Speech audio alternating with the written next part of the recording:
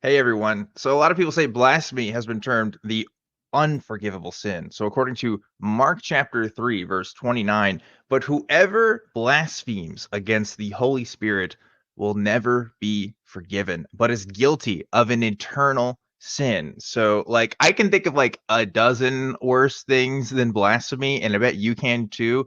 And apparently God can forgive abusers, murderers, slave owners, thieves, and anyone else, but he draws the line at blasphemers. So I think that's stupid. Maybe you do too. But if this makes sense to you, please call into the show because it is starting right now.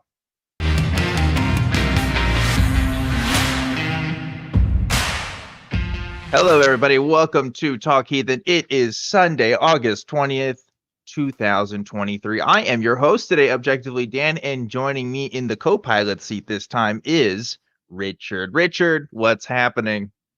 I'm very good. I'm very excited to do this again with you, Dan. After last week, we had a great show last week. I thought last week was pretty fun, and I'm excited for round two. So bear with us, folks, because I'm going to tell you about what this show is all about. It's Talk Heathen. It's a product of the Atheist Community of Austin, a 501c3 nonprofit organization dedicated to the promotion of atheism, critical thinking, secular humanism, and the separation of religion and government. And if this is your first time watching, you should know Talk Heathen is a live call-in show. It happens every week, and we have live lines. So you can get your calls in right now at 512 991-9242, or you can call through your computer at tiny.cc/call-th. And we have open lines right now, so you should definitely get your calls in so we can actually, make this a real call-in show. Because otherwise, it's just going to be me and Richard talking for like an hour and a half, which I guess we could do, but like, kind of, I don't know. That's not what people expect from this. So get your calls in. Before we do get to any calls, though, we have our Talk Heathen to Me segment, Richard. Last week, we asked, you are in hell, and who is your roommate? I was excited to see what the answers to this one would be. And I think there's some pretty good ones here. So let's read our top three answers from last week. Number 3 is from Mr. Colby II, who says, my roommate is Eddie Van Halen, and Turn It Up to 11 would be 10 times better than listening to hymns all day and night in heaven, which is true. I mean, like, it seems like all the cool people do go to hell. I don't know. Do you agree with that, Richard? Do you think that's Yeah, I true? think it'd be more interesting having Steve Vai, though, because he did the guitar work for the film Crossroad, which was all about the devil, someone selling the soul to the devil to become a great guitar player. So I'd personally choose Steve Vai over Eddie Van Halen, but great answer. Yeah, you always make deals with the devil. Can we make deals with God? Is that a thing too? I don't know. Is there some sort of exchange that could be made? I don't know. That's for theologians to decide. But number 2 comes from Diana Bender, who says, I am in hell and my roommate is Mother Teresa. Ooh, that would be really bad to have Mother Teresa as a roommate. She'd probably be very like she'd probably just like curse you out if you did anything that she didn't like. She'd probably like be really mad at stuff. I don't know. Probably wouldn't be a fun time. Yeah, especially if you were ill, she'd just encourage you to embrace your Yeah. suffering rather than Oh, giving you medicine. that's a good point. If she saw you burning, she's like, you just need to embrace it. It's like a good thing. And I would be like, no, that's not true. I need a Tylenol, at least, if I'm burning. Probably need more, but at least that. Number 1 comment, though, comes from RC Blazer, who says, nobody tell God, but I am deathly afraid of Audrey Hepburn being my roommate in hell. Which is like really great. Like, oh no, not Audrey Hepburn, anybody but her. Like, yeah, that's pretty funny. Yeah. But yeah, those are some great answers. Thank you guys so much for commenting on our segment. This week's prompt is going to be headline a Bible story using Florida Man. I'm gonna be honest, this may be like one of the top 5 best prompts we've done. We need really good answers from you guys. Okay, so headline a story using Florida Man in your comment this week, and we might read it out for next week and pick the top 3 answers. Do you have a good headline for this prompt? I think Florida Man in Exodus would be. Yeah. I just had this image of God and Moses doing all the hard work, freeing everybody from slavery, getting them out of Egypt, getting to the border of Egypt, and Florida Man just saying, "No, we're going to build a wall. You can't come in. You've got to stay in Egypt and remain slaves. Well, yeah, I think it's something I was thinking like maybe the story of Samson or something. Like Florida man breaks down local buildings after hair growth or something. Something like that. But yeah, I want to hear your guys' comments on that. So let us know what you think. And hey, Richard, guess what? What? Go on. I have a new toy that I've been playing with here. I got a Have little you? voice You should have modification. mentioned it, Dan. Listen. I don't know how much I'm going to be able to use it today, but I have been playing with this little voice modifier thing, and it is pretty funny. I'm not going to do the sound effects because the sound effects, I'm not sure about like how the copyright stuff works yet, but I may pull out some of these other voice things. Like check this out here. What's this? Boo. Like, this one called the narrator. What I did the whole kill like the boo. A little choppy there. Maybe it's a work in progress. I got a fix on this thing, but in the future you may see more of this. I'm experimenting with some of these. Ooh, maybe this one will work. This is like a helium one. Ooh, there we go. This is one I could do, like the whole show.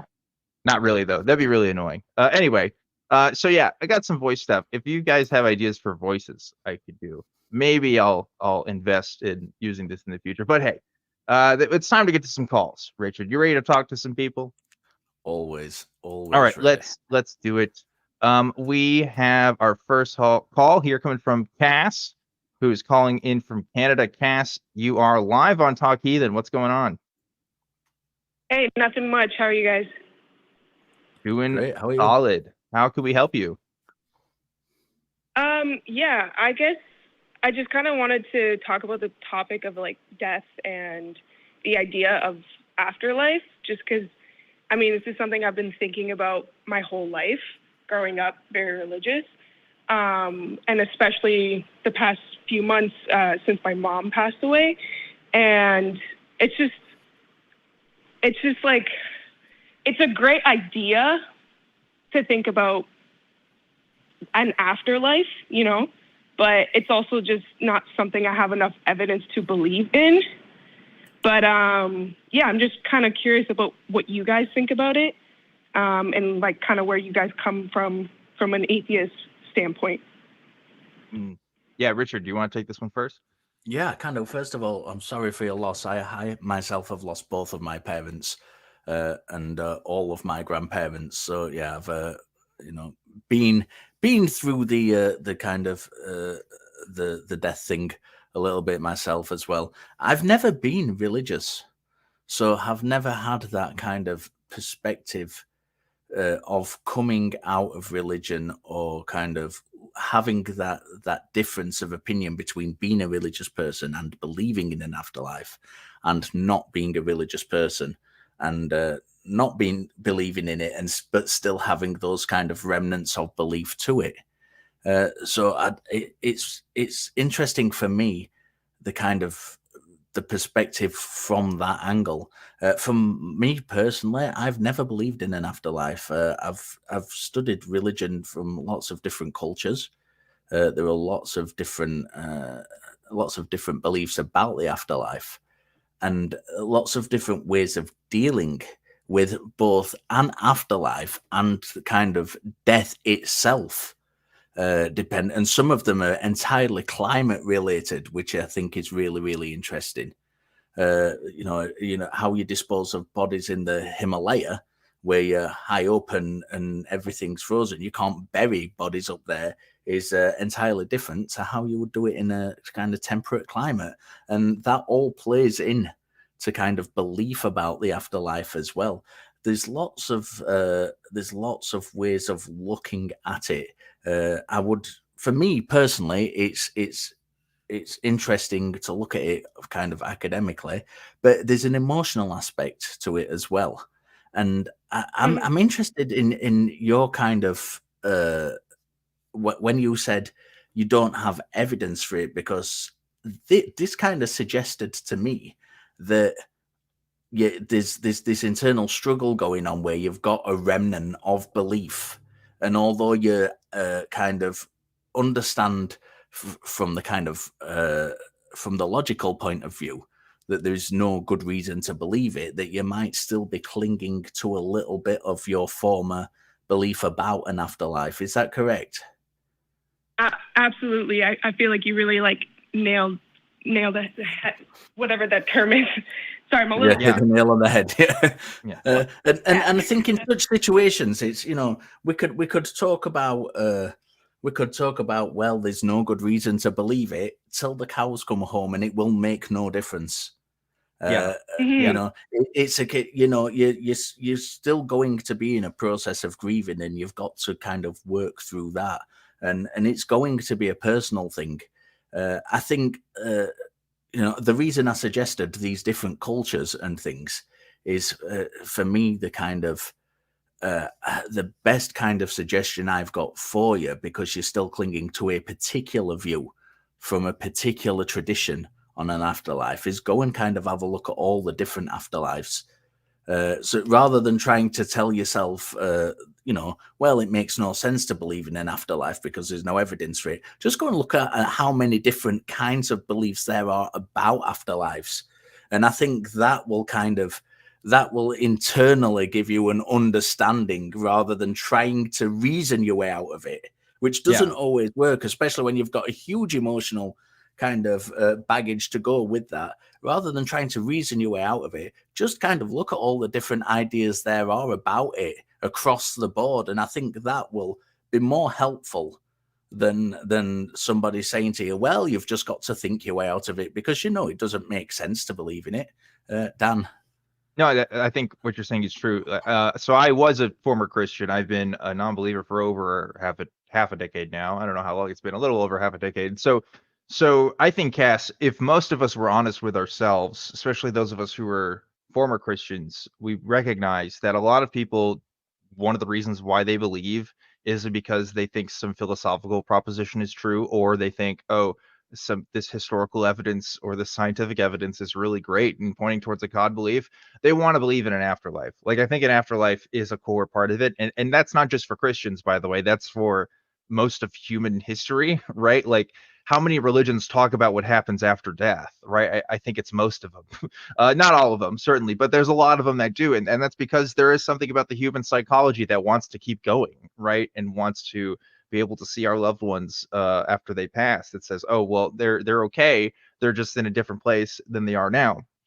But the truth is, as of course you recognize, is that our consciousness is probably tied towards our physical beings, right? And so when our physical self expires, so does everything else about us. And that's a really hard pill to swallow. It's a pill that most people don't want to swallow. So we kind of suppress that a little bit. And the fact that you're having this sort of dissonance, even though like you don't believe in a bunch of other stuff, points to how hard it is to dissuade yourself of this kind of belief. It really is sort of a psychological phenomenon, but it's also a thing that you just have to deal with like everybody else, right? Like, we all kind of have to grieve. We all kind of have to go through with this. In my opinion, though, it's more honest to be able to say, well, this person was with us now and now isn't, and we can move on with our lives and recognize the impact that they've had in our lives. It makes our relationships with people, in my opinion, even more meaningful. Because if I say, oh, well, I know my grandmother's sick right now, but I'm not going to visit her. I'm just going to wait till the afterlife comes and maybe I'll see her then. I mean, that's a very extreme example, but we do kind of not take as much stock into human life in that regard. I mean, there's a lot of people that do really think, well, there's the bad things happening now, but people are going to a better place. It is how like awful things like war are justified in some people's minds. So in one sense, it's terrible because we don't get to see the people that we love anymore. But in another sense, it does give us a sense of beauty because it lets us know that the relationships and impacts that people had in our lives were real and we're lost. And I think it's that loss that sometimes gives us the value that they had in the first place. I don't know, just a perspective, but there's a million answers to this question. The only one that's going to work for you is the one that works for you. And that's something you got to figure out for yourself. But hopefully that's helpful, Cass. What do you think? Yeah, for sure. I think it's just it's kind of like the hard part for me is that it's almost like I'm still kind of holding on to like a little bit of hope that there's an afterlife. Like, I'm okay with like the idea that like you die and that's it. Like there's nothing else. I'm okay with that idea, but there's still that just like that little piece of me that's just like, well, I guess it would be a nice thing if there was something after, like something that we cannot imagine or we don't know. You know, it's just kind of like the idea of it is still kind of like nice to think about. And it's just, it's hard because it's like, is that helpful for me or is that making it worse? Like, is it easier for me to just throw out every hope and just move on as if, you know, there's nothing that's going to happen after? Or is it helpful for me to at least hold on to some hope because maybe that'll give me some motivation or happiness? Like, I don't know where to kind of like draw that line because obviously, like how you guys said too, like some people who are really religious, they kind of like, they believe so much in an afterlife that they don't, you know, live this life to the fullest because they just think, okay, I'll see you in the next life in whatever. So it's like, I don't want to live that way, but I also kind of, it's almost like I like the hope that, you know, maybe there is something more to the life that we're living now. But I also just don't want to completely not live the life I have now at the same time. So it's kind of just like drawing a balance. Yeah. The fact that you're cognizant of that, I think, is a good sign, right? Because it's like you understand that, that's an excuse people use not to like take care of their own health, right? I've definitely heard that from people. They just say, well, it doesn't matter. This life is temporary, right? You understand that that's BS. You understand that's something people say to make themselves feel better. That's good. I think that's the healthiest place you can be. If the thought that an afterlife at least gives you some kind of peace, or at least maybe the fact that, I mean, because like we don't know, honestly, right? Like we don't know. There very much could be. I think it's very unlikely, but that's one of those questions where it's like, yeah, I just don't think it's true, but I can never possibly 100% know for sure. I just wouldn't know what that would mean. I guess where I'm getting at here is a loose kind of belief like that is going to be way less problematic than one that's sort of stitched into a hierarchy of other beliefs. And what I'm really talking about here is Christianity, right? Because I'm assuming you come from a Christian background, right? The Christian sort of, right? I grew up there's like very fundamental, like Pentecostal religion. That's kind of I grew up. There's a whole lot of implications that come with like that Christian sort of understanding of the afterlife, and I don't think that's where your brain is at, right?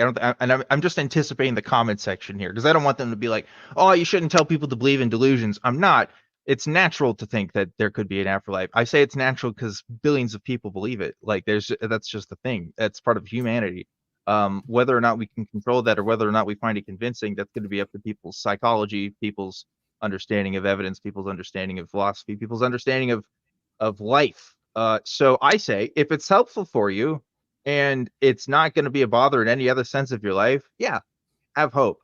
But I also strongly suggest, which you already do, understanding and being cognizant of the fact that this probably is the only life we have. And so the relationships you have with people and the things for yourself, like you should be building and investing it for yourself in, right? Like you shouldn't just be like, oh, well, I'm just going to donate all of my life to doing this thing for other people because I can't, that I'll get treasures in heaven if I do this, right? Like that's not going to be helpful for you. But if you say, hey, I'm going to give my time for people because I want to help other people out, it makes me feel good. And also, I think that's one of the best things a human being can do. I mean, that's doing the same thing, but with a different perspective, right? It really is about that perspective, like how healthy of a perspective that is. And I think what you're describing sounds natural and totally fine, honestly. I don't know. What do you think, Richard? Yeah, I agree. And I think I just want to say a couple of things on the kind of hope thing. First of all, I would absolutely love there to be a place where I could be reunited with, my loved ones who've passed on. I think it'd be brilliant. I kind of hope that's the case as well. Without having any, I've never been religious. I've never held that belief, but it is a nice idea. And if you can use that as and I think that as well, even though I've never believed in it, I still, you know, I can think about it and say to myself, that would be a really, really great thing without having any belief that it is true or that it will happen whatsoever. You can still use it as a tool to kind of help you, you know, face this emotional stress you're going through. I still think about that. You know, my father died 11 years ago.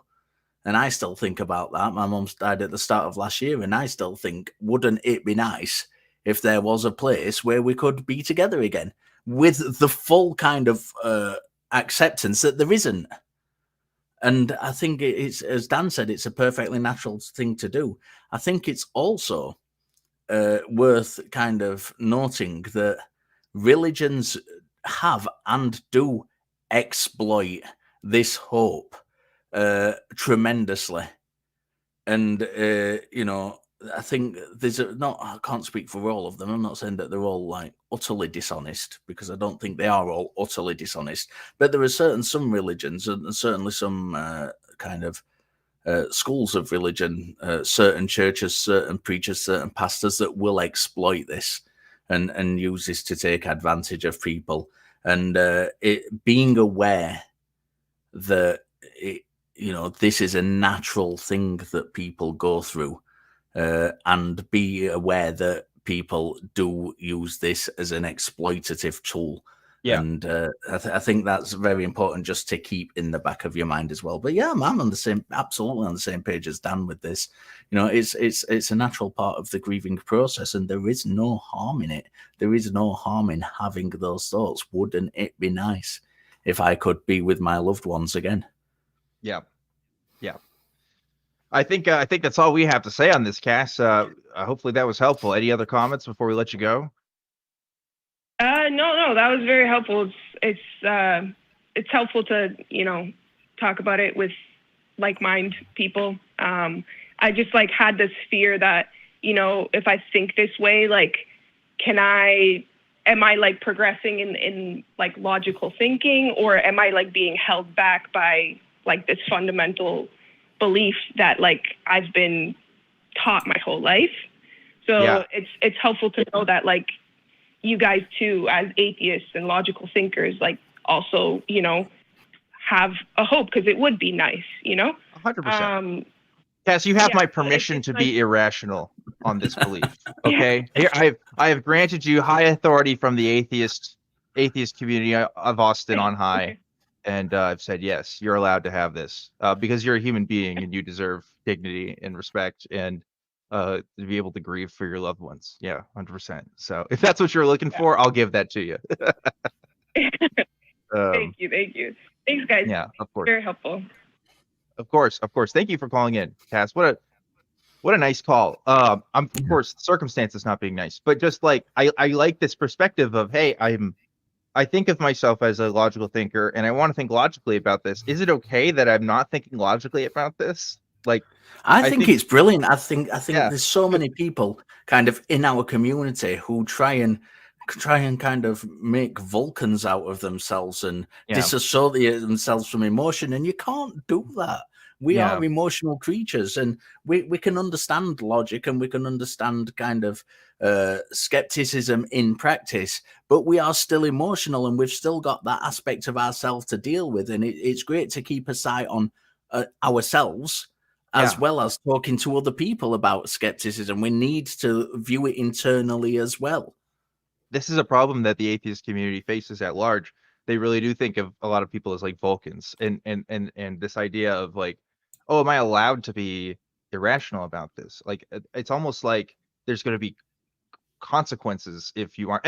And beliefs are important, right? I'm not saying like beliefs don't have consequences. They certainly do. But there's nothing about, at least from what Cass is describing about their situation, in saying, oh, this is going to lead to something that's problematic, right? They're not saying, oh, I think there might be hope for heaven, so I'm going to donate all my money to this psychic who can tell me about talking to my mother through phenomenon and stuff. It's nothing like that. It's more just like, I hope I get to see this person again. And if that's the extent of it, yeah, why would I take that away from somebody? Why? Because I think I'm better than them, and I think, oh, no, actually, you're never going to see this person again. I mean, how shitty is that, right?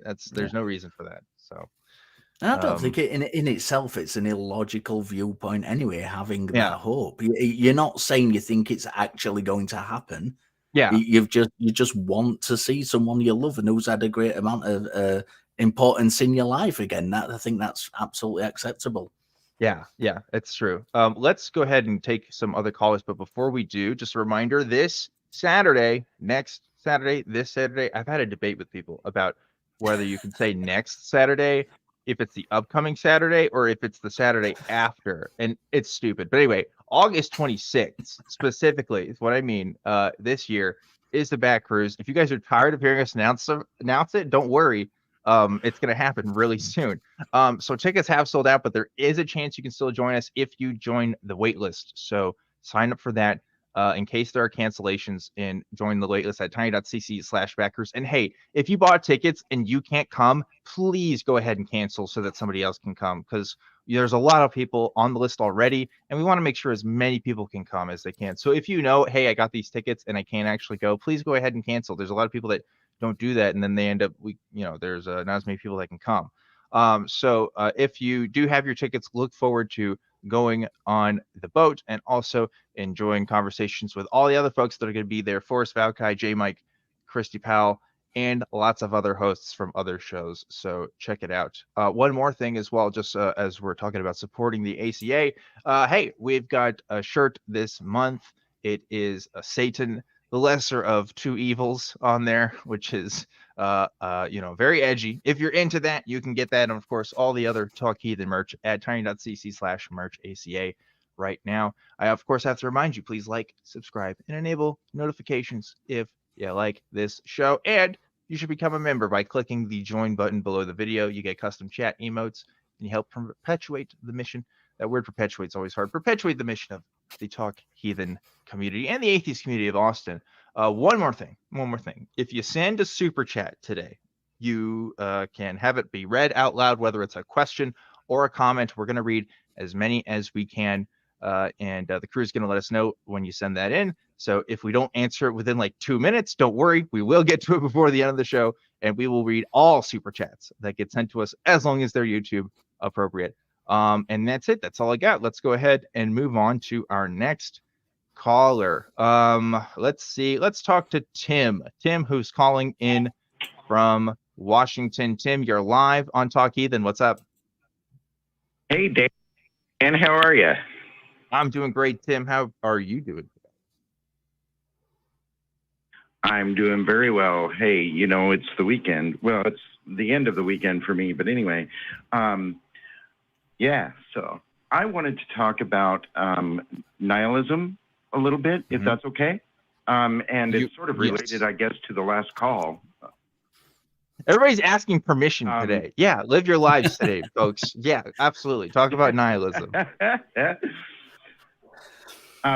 My boyfriend and I were out yesterday, and we were talking, and this subject came up, and I thought I have been thinking about this for several months.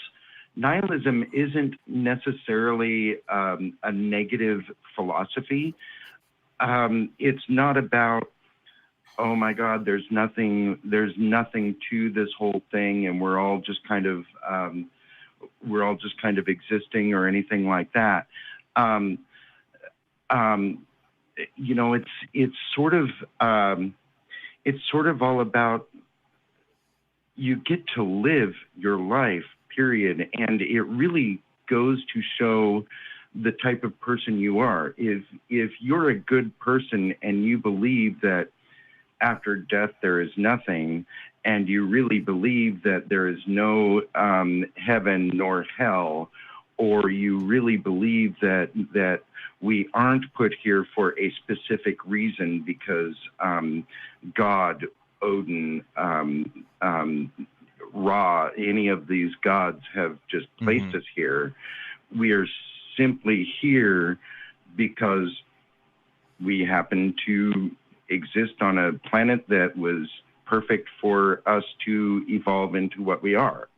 And it really shows what kind of a person you are if you believe that there is nothing in the future, nothing after death.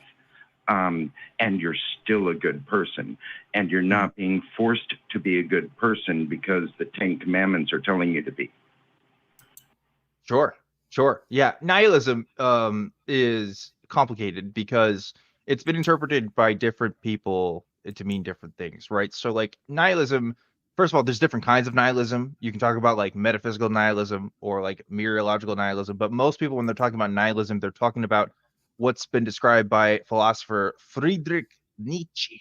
Who talks about nihilism in several of his books, but it's not a prescriptive sort of ideology. Really, it's more a description of the times. Nietzsche was worried. He was worried about a post-Christian world, basically. He's the one. If you ever heard like God is dead and we have killed him, that's Friedrich Nietzsche. He said that, and basically he's like, look, what are we going to do about living in this world that has no sense of objective values, right? Where everybody is kind of coming up with his own meaning. And he is actually very positive in his affirmation. He says, look, we have to make meaning for ourselves. I mean, there's a lot of people that misinterpret his work because they just heard about it. Right. And they're like, oh, he's saying everything is all meaningless. He's like, yes, but he's not saying that's it. He's saying, and so because of that, human beings have to kind of do things, right? And of course, other writers have talked about this too. But Right. Nietzsche's like the guy that people talk about with this. And yeah, like people who are very serious about the concept of existential nihilism, this idea that nothing matters, they're the first ones to say, yeah, we have to like kind of come up with our own stuff here. And that's been interpreted in different ways. Albert Camus talks about the myth of Sisyphus coming up with absurdism, and then and Jack Derrida and all these other folks the rest of the 20th century like kind of talk about this. But anybody who's never actually read any of that stuff is just like, oh yeah, all these atheists, they say that there's just no meaning to life and we just gotta all die. What's the point of living? Like that's just really not what any of them have to say about it. And it's a little more complicated. But you're right, there are more positive interpretations of it that are out there. Richard, what do you got? Yeah, I've not really looked into nihilism, however you want to say it, very much.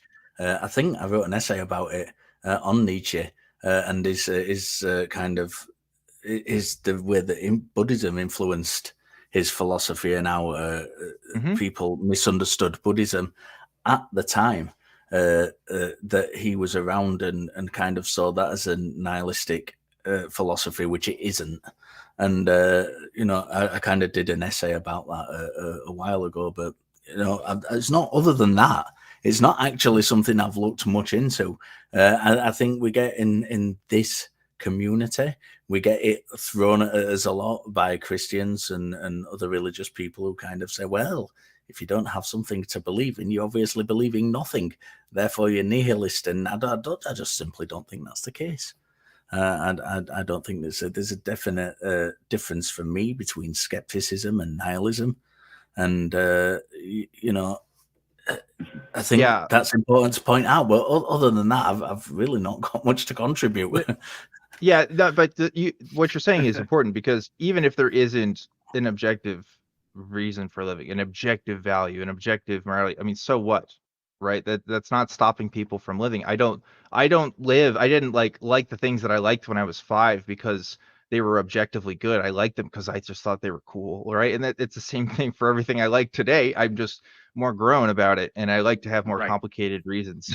But I don't know. It's like you like what you like, and most of us are pretty pragmatic about it. So a lot of the things we like are pragmatic and happen to help us, but that doesn't mean that they're objective just because they appear to be universal. I guarantee what a lot of people think are universal values really aren't, right? But anyway, Tim, what you had sound like you had more to say.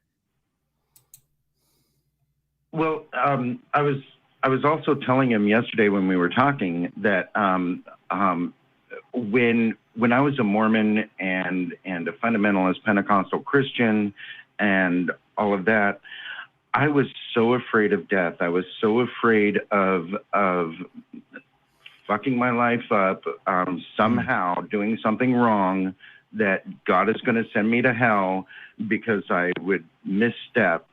And with nihilism, or the nihilistic thinking of not really having to look toward an actual afterlife, just no longer existing after this body fails, I'm no longer really afraid of death. I'm no longer really afraid to live my life and make mistakes along the way, and you know, and yet I can also be such an incredible person because I'm not told I have to be an incredible person. I can be this incredible person just because that's the humane thing to do. It's, you know, it's not, Yeah. I guess, a superior thing. It is just a humane thing to be a Sure. good person. Sure. And that's what I love about kind of thinking about, that's what I love about nihilism, or at least my idea of what nihilism is, because I don't have to live by any set standard. I just have to live by decent human thought, and, you know, making sure that I am being the best person I can, however that may look. Yeah. You know, 100%, Tim. Totally agree with you. Yeah, it's again, it's one of those things where some people, they look at that and they don't find empowerment at all, and they think it's defeating. I definitely thought that when I was a Christian, and then I realized, well, Christianity can also be interpreted in extremely nihilist ways, if you just have the right language for it, if you have the right mindset for it. Look at what God wants for us. We are God is our master, and we're essentially his puppets, and we just have to follow the will of God. And if we refuse to follow the will of God, we are rejected, and we are sent to hell, and we are to burn for eternity for expressing the free will that he gave us.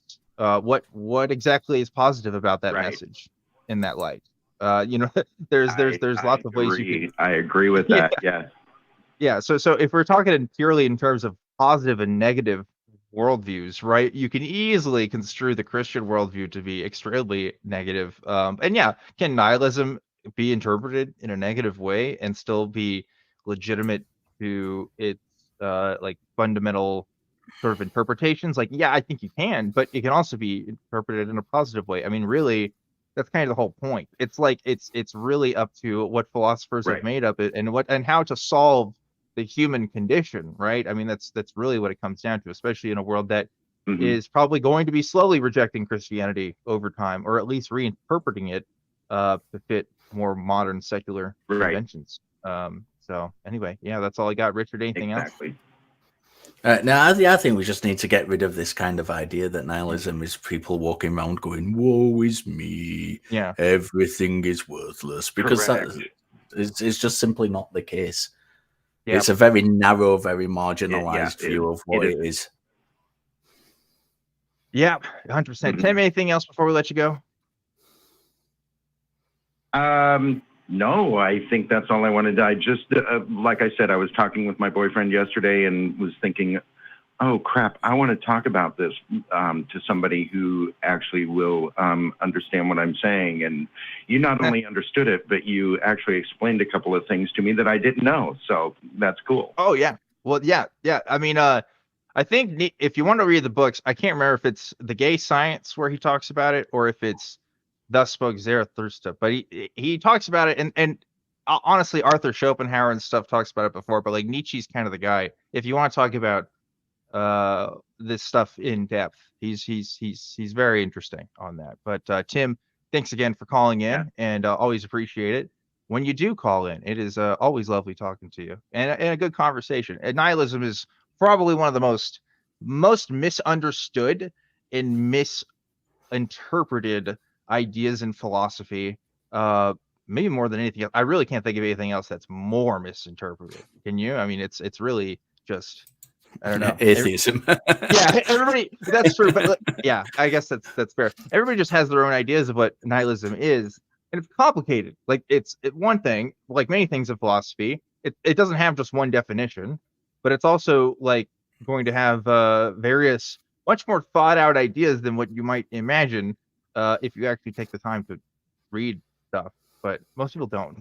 So Yeah. it is what it is. But hey, Go out and read philosophy, people. It's important.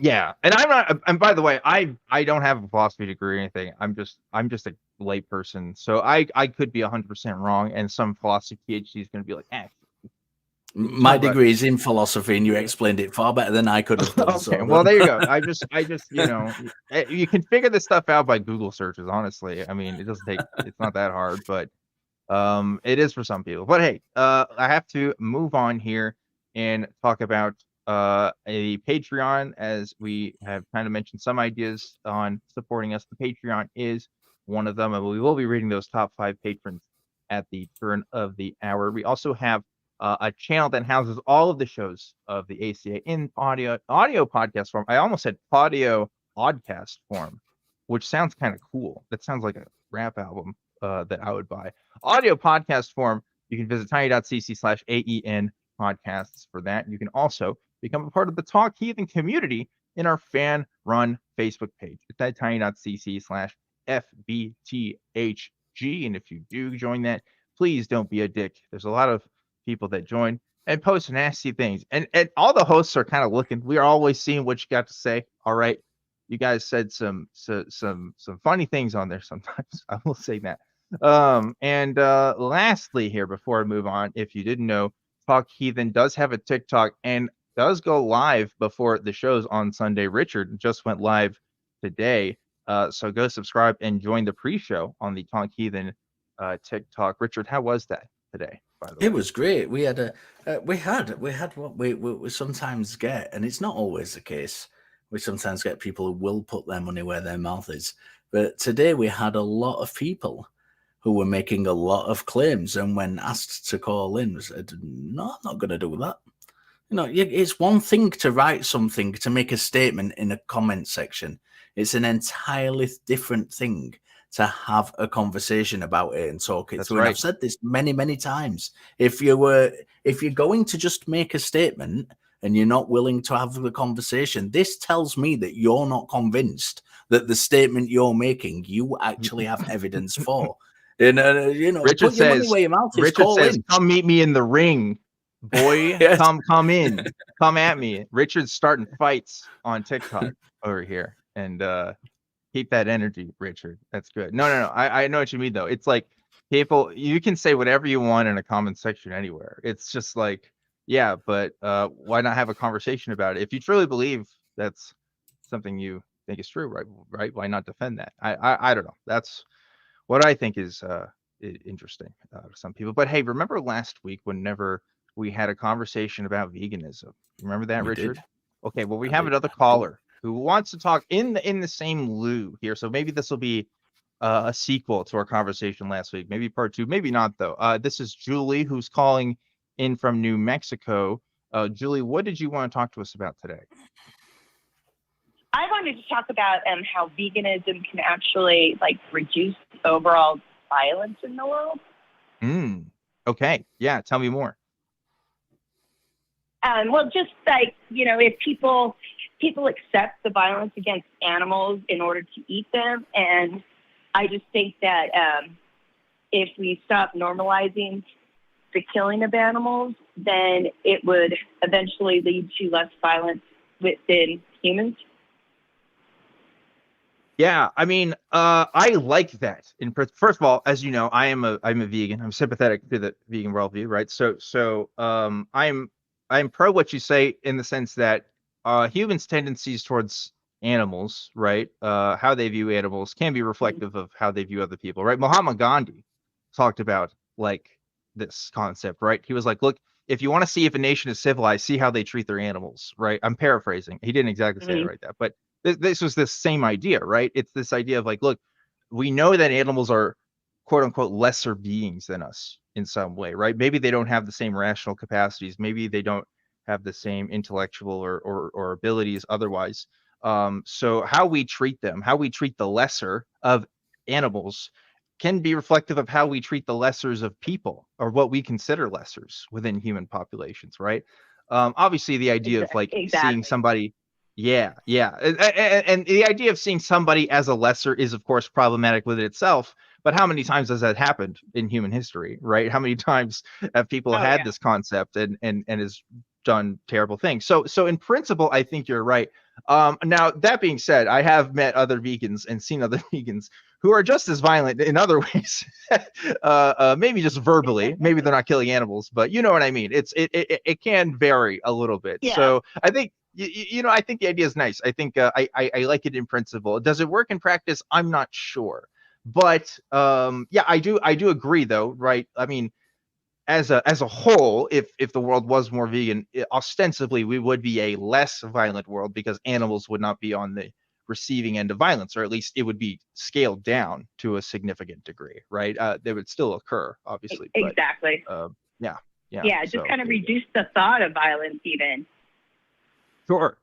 Yeah, Like, and we do teach our have very children that violent it's okay tendencies to towards kill 'em. animals. Yeah. Yeah. There are Yeah, violent we cultural do. tendencies. I do agree with that. Richard, what do you think? Yeah, I think this is an interesting one. I overall agree that reducing violence across the board is a good idea. I'm not sure how. I think it's a nice idea that if everyone became vegan, it would reduce violence between human to human violence. I'm not sure it works in practicality.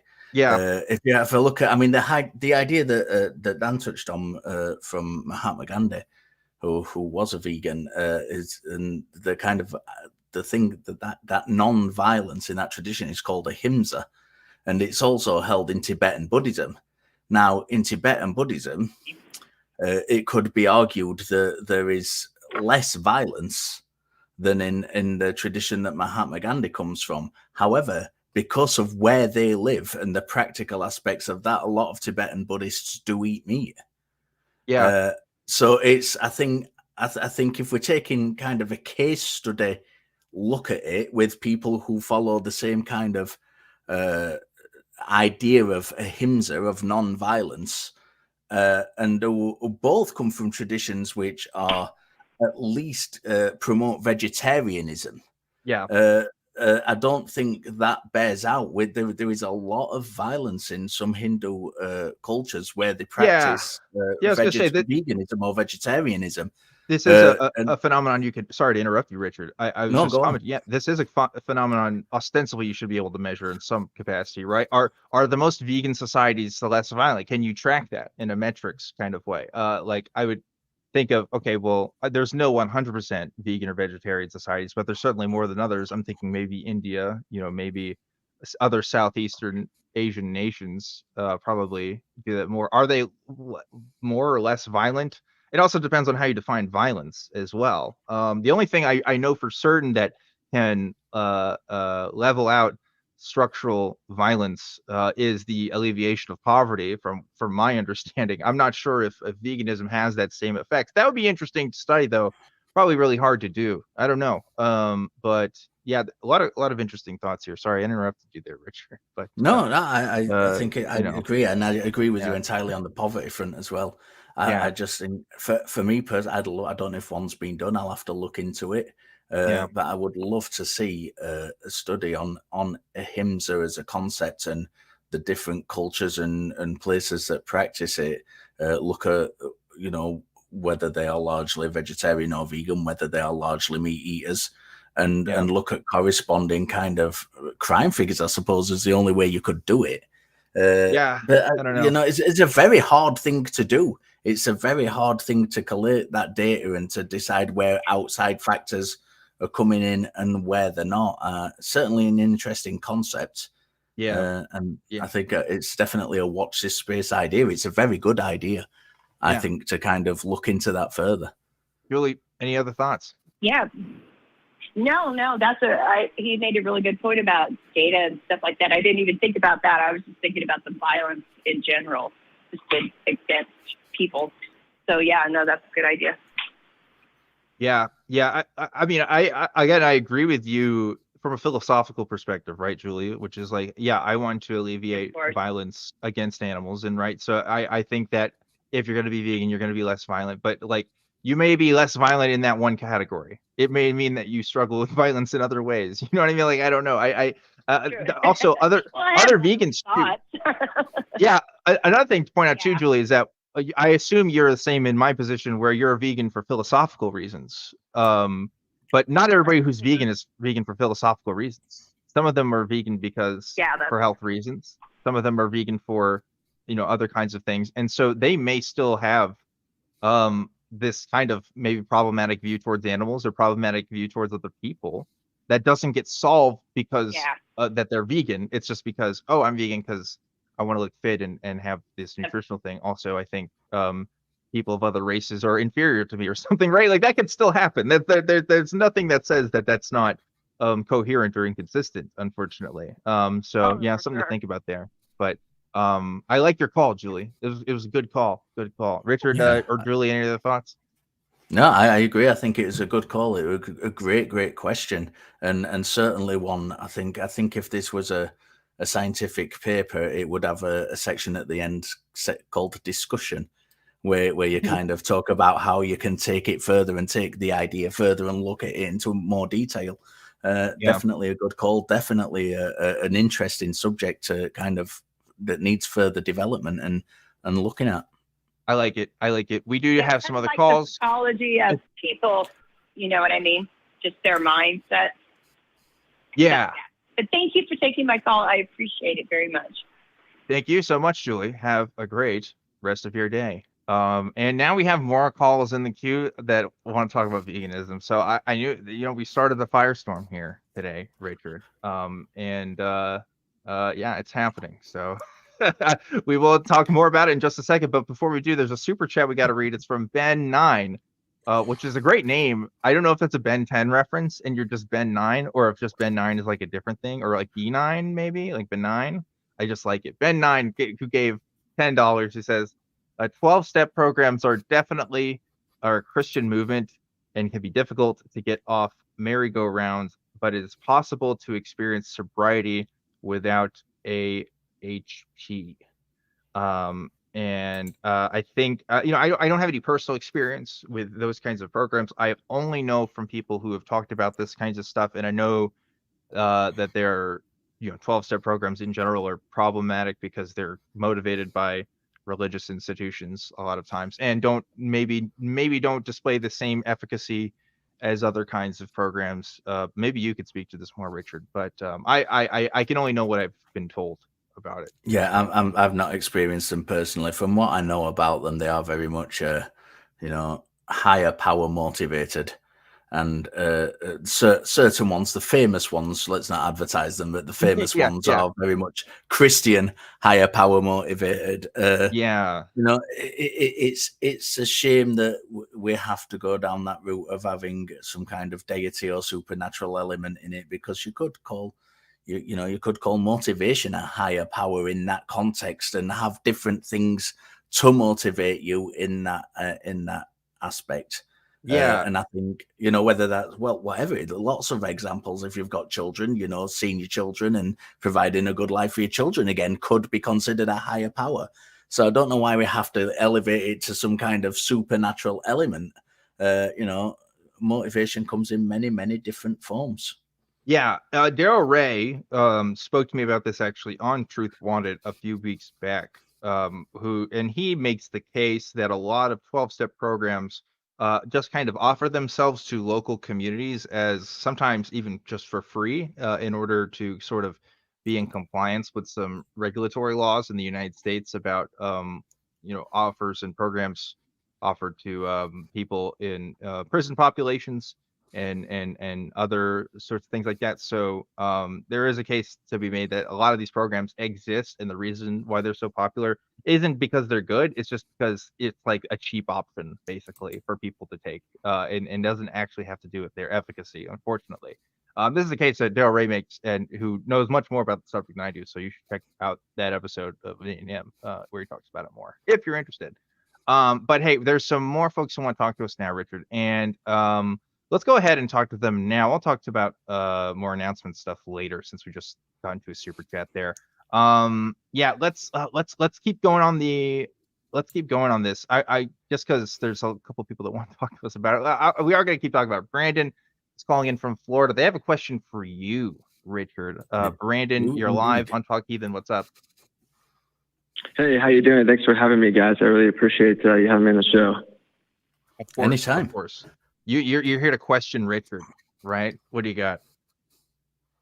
Yeah, so I actually run the official veganism channel of YouTube, and so I'm atheist just like you guys. And as I've been exploring this path of trying to convert people to veganism, I've noticed definitely a parallel between believers and meat eaters, whereas people kind of they have like an excuse as to, let's say, why they eat animals. And as soon as I disassemble that excuse, then they're kind of trying to come up with their next excuse. As soon as I dismantle that excuse, they're trying to come up with their next excuse. Because I'm finding like it's something that for whatever reason, they want to do it. Like they want to harm cute, defenseless little creatures, even though like you could get all the same taste pleasure from plants. It's healthier and nobody has to die. So now that I've kind of noticed that parallel, kind of brings me to everybody that I know is an atheist. I'm really puzzled because I feel like there's a certain level of hypocrisy there, where if somebody's an atheist and they want somebody else to question their beliefs and their reality and look at what's the morally correct thing to do and whatnot, I just question, how could somebody understand all of this and still choose to harm animals unnecessarily? It's basically my question. Do you know the difference between atheism and skepticism? Do I know the difference between the two? Is that what you said? Yeah, do you know the difference between atheism and skepticism? I mean, I feel like they're one and the same, aren't they? I mean, atheists, they're not really saying there isn't a God. They're just saying they don't. Atheism is an answer to a single question, and it's about the belief in God. That's it. Skepticism is about... I don't know about that, Richard. I mean, there's people who call themselves skeptics about lots of things. I don't know if that has to just be God. Not atheism, I said, not skepticism. Oh, sorry. I thought you said skepticism. Okay, no, atheism is an answer to a single question. Skepticism is applying kind of skepticism to across the board, not just to the God question. I noticed in your introduction there to when you were talking about trying to to kind of convince people that they should be vegan, you did a lot of things that I wouldn't call skeptical. You poisoned the well a little bit by calling animals, you argued from emotion by calling animals cute. You poisoned the well a little bit by, I forgot what you did, but you did poison the well, but I forgot the specific example now of how you did it. If you want to kind of repeat the argument and I'll try and pick it up again. Okay, sure. Chris is just wondering why you're not vegan. Me, yeah. Well, sorry, I'm interrupting you. Onto that.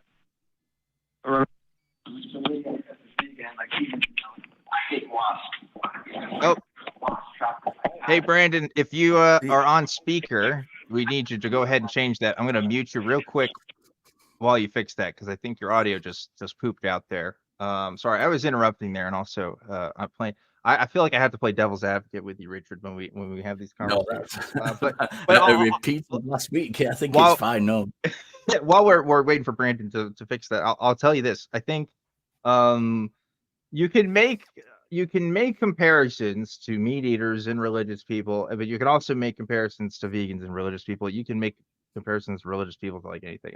I understand why that is an analogy that could be used, and I have had frustrating conversations with people who are advocately anti-vegan, like who are adamantly anti-vegan, right? Who really reject that. And yeah, I could definitely make some comparisons there, but in this context, it can be a little slippery. It can be a little mushy. I don't know. Richard, I don't know why fully what stances you have. I do know that you at least hello, you're talking to me about it, but also you're willing to talk to callers about it. So I will grant you that. Okay, like that's a thing most people will not do. But I am curious to see if we could get to the heart of that a little bit more. Let's see if Brandon's audio is a little bit better. Brandon, I'm unmuting you now. If you could talk for a second, let's see if we can hear you better. Hey, sorry about that. How are you there? Yeah, we got you now. Go ahead. Where did you guys lose me at? What was the last thing you heard me say? pretty much lost you at everything, honestly, if you want to start over. Okay. So I was saying that for me, if I see like a wasp, what I would consider a not cute living being, if I see a wasp on my porch, I would go out there and save its life, because as an atheist, I'm under the understanding that everybody, whether you're an ant, a wasp, a cow, pig, or chicken, everyone only gets one life, as far as we know. So how can I rob that being of its one and only life for my own selfish reasons? Like, even if you told me beyond a shadow of a doubt that I would live a shorter life being vegan, I would still choose to do this just because I feel it's the morally correct thing to do. How can I, for all the things that would arrive somebody to be atheist, they have to be humble. They have to, really look at themselves and be brave and say they may not know everything, or they might have to accept certain things that are uncomfortable. So I feel like if somebody is willing to go through all of those mental barriers and arrive at that conclusion, that that same level of reasoning would draw them to be vegan as well. So I'm curious, Richard, like why aren't you vegan? I'm not vegan because I don't see any moral imperative to being vegan. Regarding the example of harming wasps, I would also go and save the life of a wasp. And you know what I'd also go and save the life of, if I saw it in distress and peril, is a cow or a pig or a chicken.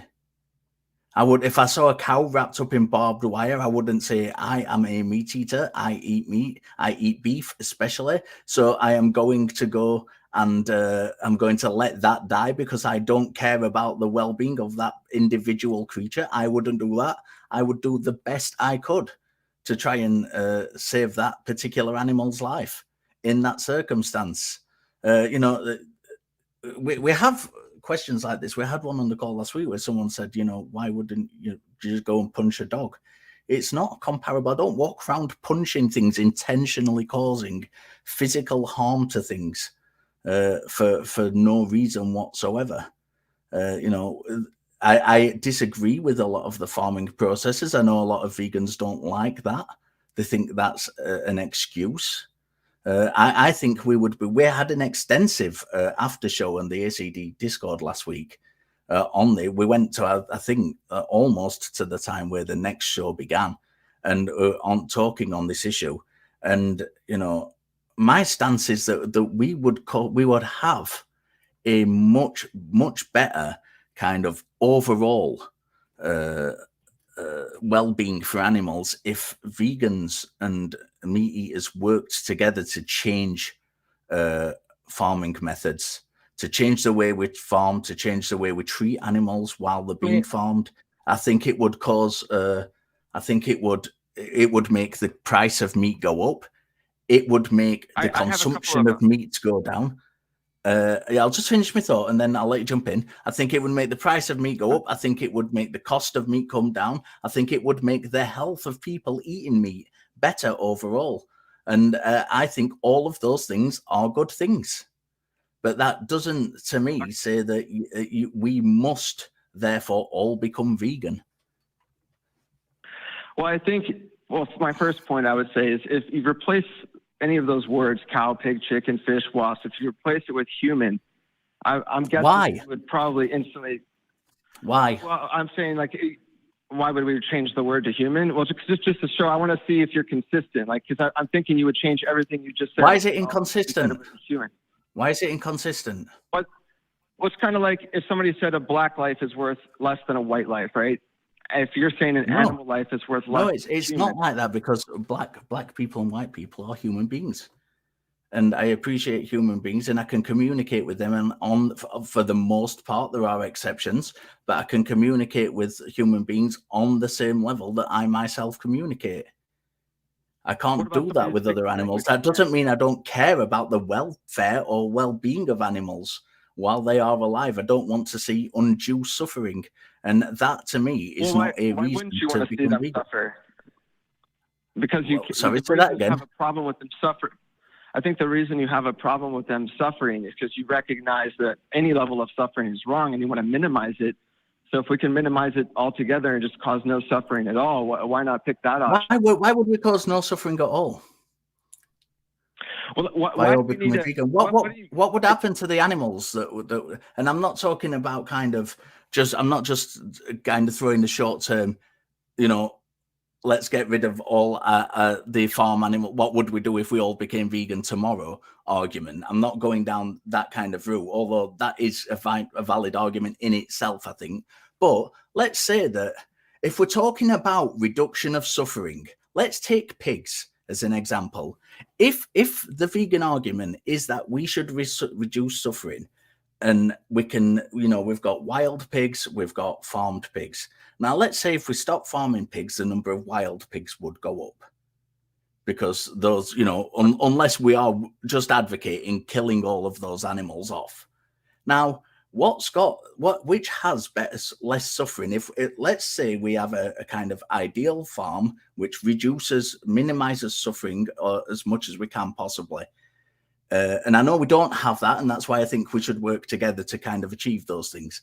But let's say that we do have that, and then we have a pig in the wild. Which one of those two things has less suffering, do you think? One with shelter, one with access to medicine before it's killed for food, one that's had access to medicine, one that's got shelter, one that's, is cared for, or the one that's left in the wild, and even at the point of death, where if it's one in the wild and it's getting ripped apart by a predator, or the one that is, quickly killed for meat consumption. If we're using suffering as an argument, which one of those has less suffering?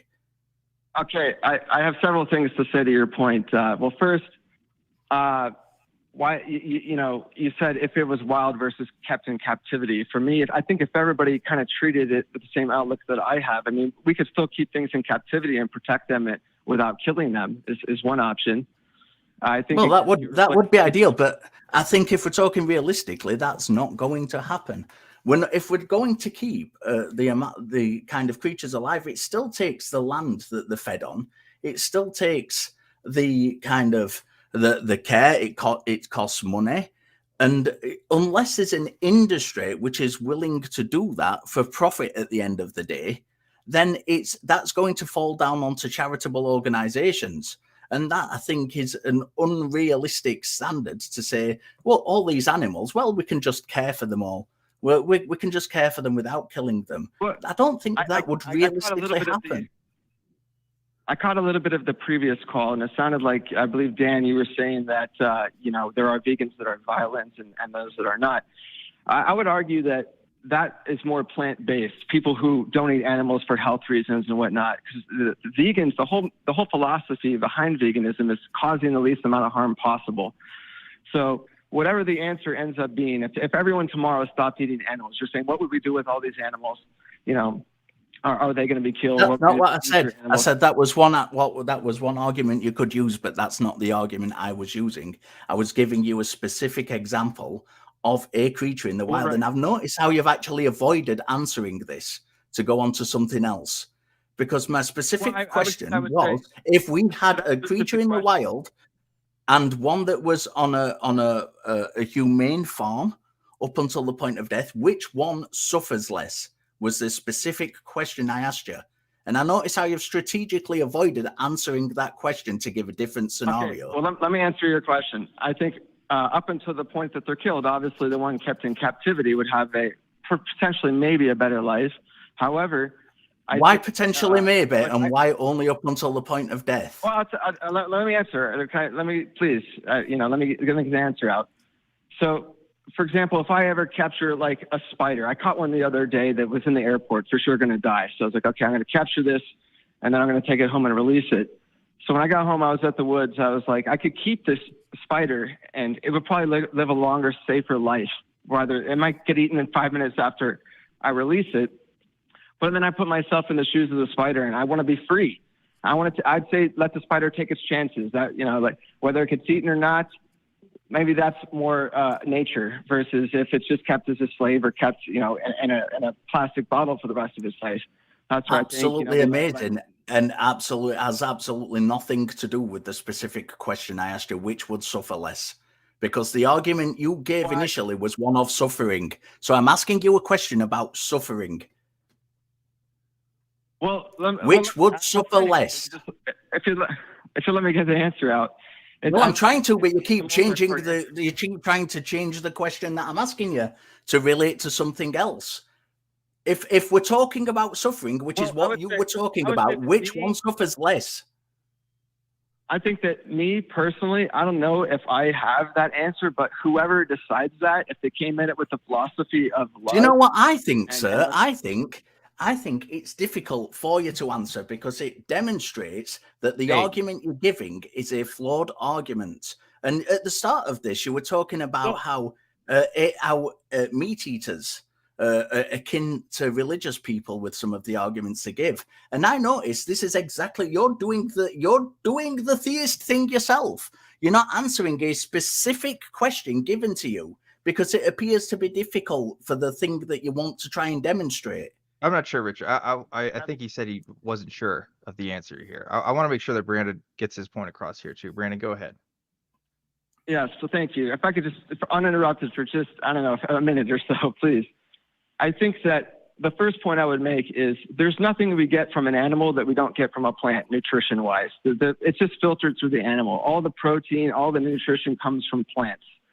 So knowing that, there's really no reason to eat animals. And maybe you might say taste pleasure, but if I could convince you with some delicious vegan food that you could get all the taste pleasure you want from plants and the whole thing is completely unnecessary, then I think we would both be in the same place of why would we do this? We don't need it for taste or for nutrition. So having said that, the whole philosophy behind veganism is just showing love, treating everyone as an equal, whether you're an ant or a human or whatever. So to your specific question, well, I probably don't have the answer to that, but whoever comes up with the answer, I think if they approached it from the position of the most loving answer possible, that, you know, if we replace the word pig with human, I think it's very easy to see where I'm coming from. If I said, if it was a human, would you want to be farmed and killed? No matter what life you got, at some point you'd say, I don't want to be killed. I'd rather take my chances. I'm almost certain I've already answered this question. And did you catch last week's show at all, Brandon, when we kind of had the vegan conversation on that? Well, I haven't, and I'm sure you probably have answered it. I was just thinking, as I said earlier, that I run the official Veganism channel, and I send all my followers to your guys' channel. So I just wanted to hear them say what I say to you guys and what you guys say back. I think would be interesting for my audience. And I'll definitely check up on that previous video after this phone call.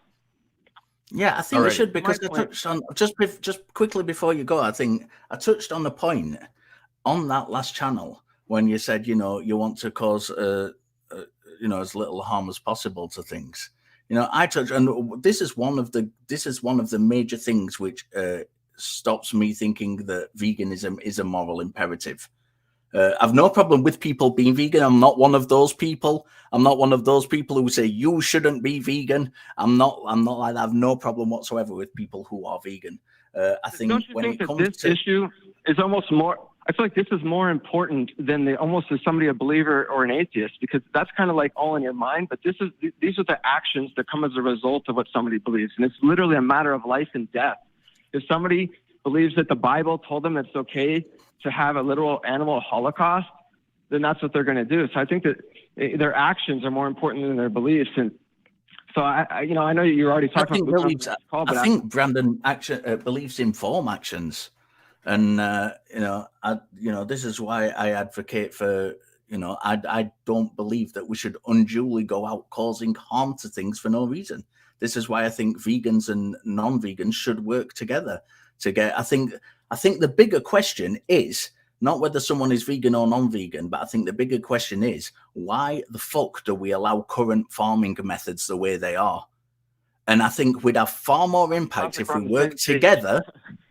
I think we'd have far more impact if we worked together as vegans and non-vegans to try and change that than if we spent time arguing about whether you should be vegan or not. I think the moment you say that one life is more valuable than another in any context, that leads to factory farming. So the first way to undo this whole system. Brandon, do you have children, sir? I don't. I do. And I can tell you absolutely that I view one life more important than another, because if anybody attempted to harm my children, that person would be in a far worse condition because of my actions than. And I'm not advocating violence here, speaking, not but like, I see specific that I person, see, not and I specific, believe you but do too. generally I think if you have family, I have a dog who lives in our house, and it's safe. Everybody, I know last week we were talking about eating dog meat. He is safe. I value that dog's life more than I value someone else's dog's life because he's part of my close circle, and I think we all have that, whether we're vegan or not. Well, hang on. Well, wait a minute. We do need to end this because we're 15 minutes in. But I want to ask one question for you, Richard. You said that you would eat dog meat, but you also said that you wouldn't let anybody harm your dog. So, is there any inconsistency there? What if we found a dog on the street? Why does the dog on the street? Why is it okay for me to eat that dog, but not the dog that? I don't think in the society in which we live, it is okay to do that. I was talking about. You said you would eat dog meat, though. Yeah, I would eat dog meat. If we had a society where we ate dogs, and they were farmed to a standard where they were, because in societies where they do eat dogs, they're not particularly cared for. In principle, I have no problem with eating dog meat. This was a question about. It only matters if it's right or wrong to eat a dog if society says it's okay. Yeah, thank you. I'm saying that's exactly what I was going to say. I'm saying it matters to eat it because we can't just simply go against the laws of our land for what we consider is acceptable to do. Yeah, we can. We do it all the time. What do you mean? I would. If it was the law of the land for me to report Jewish people to the Nazi government, I wouldn't do it. What do you mean, Richard? The law of the land doesn't determine what's right or wrong. Come on now. Thank you. What if it was state mandated Christianity? We have to go to church every Sunday. If we don't do it, but we could still fight against it without having to kind of appeal to it straight away. But the point is social norms, right, don't determine necessarily what's right or wrong, right? Just because it's the law of the land. No, I agree. Yeah, I agree. But I don't on the issue of eat. But that's not what we're talking about. The issue of eating meat, and the kind of conversation last week was about carnism, and the reason that came up was because the kind of definition of carnism is that they would treat some creatures differently to others depending on the status. And the reason I said that was because I don't actually, in principle, I have no problem with eating things that we would classify as pets. In principle, human? Would you eat human if that was a social norm? Not unless. Because I've already answered this question. I don't know why we have to go back there. Because humans, I can relate to on a different level. They are part of my own species. Yeah, I think this is an ongoing conversation. We're over 15 minutes on this call. We have to let it go. Brandon, I appreciate you calling in. Absolutely. Thank you guys so much for for that. Too. Thank you so much. No problem, Brandon. Thank you for having me on. Yeah, absolutely. Have a good one. This is an ongoing topic here, Richard. We're whittling you away. We're slowly converting you to the high church of veganism, and that is the agenda. It's written out. I don't care. I'm not really tied into the vegan community, actually. It's very fun. I didn't realize there are other channels sending people to the show. That's really funny. I just want to say before we move on to further announcements and things that I'm going to repeat what I said at the end of last week's show. There are lots of people who complain about the vegan calls coming in or even the philosophy calls that come in. If you don't want to hear them, get your religious friends to phone in because we're going to field those calls if they come in. If you want to hear questions about God and questions about religion, get the people you know who are religious and who are believers in God to call in. Don't just sit there complaining that we take vegan calls. Because it's not going to stop us taking vegan calls, even though I'm on the other side of it. I know it's not going to stop us. Here's the other thing too. It's entertaining for me. One, because of the very unique position I sit in, but also because it's different from the other kind of stuff we usually talk about on here. And I like seeing it. I like it, even if it's messy. It's pretty funny for me. I'm not gonna lie. It is for my personal satisfaction a little bit, and I will take advantage of that while I'm host. So.